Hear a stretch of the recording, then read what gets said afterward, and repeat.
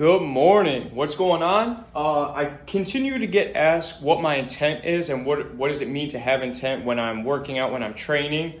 So I just wanted to give a brief breakdown. My intent right now is to consistently explore. And what am I looking to explore? My movement patterns. Through my life, I've come to understand now that usually it's two categories that the patterns fall into for me.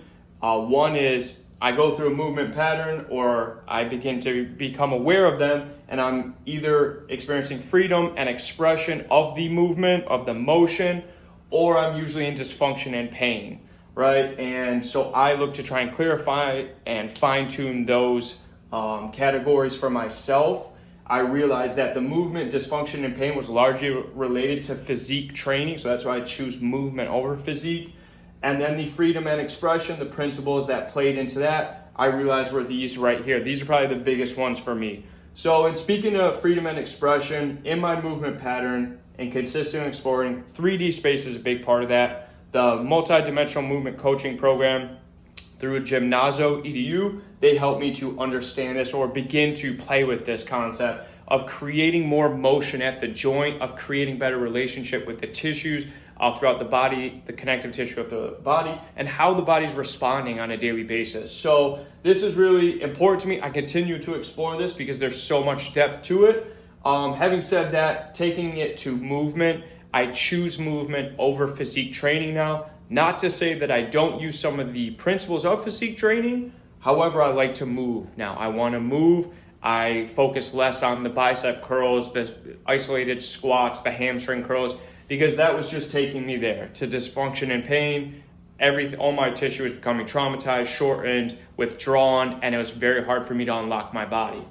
Submax loads unlock my body, right? So I started, I stopped using heavy weight, started going lighter, 50 to 60% of my maxes, and I move through entire matrices. I do lunge matrices, I do clean matrices, I do reach matrices, so on and so forth. And I use different tools in doing all of that. I use a mace, I use a landmine, a dumbbell, a rope, a resistance band, so on and so forth, right? So the submax loads, they'll help to reorganize the fascia, they'll help to flush the system, and they'll definitely help you access new movement patterns that will start to bring about some new experiences for you. Very cool. Tool of choice, the mace for me, definitely I believe everyone has an emotional attachment to some type of exercise.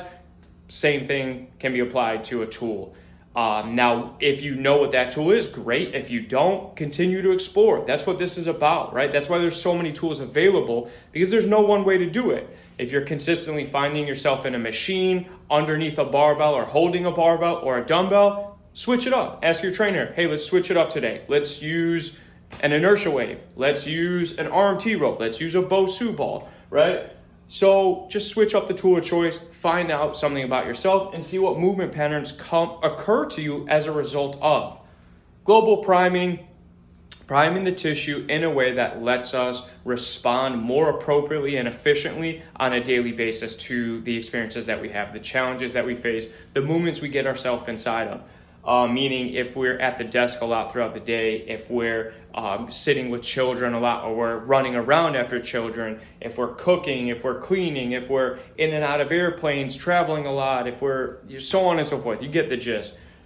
Global priming helps us prime our tissue in a way so that the relationships between my head to my toe, all the way through the body, the diagonals, the spirals, all of it is kicking in, and you're bringing more friends to the party. Meaning, as opposed to one physique training would train one specific part, and sometimes you need more than one part. But if only that one part is doing the job, you may get low back pain, knee pain, ankle pain, so on and so forth.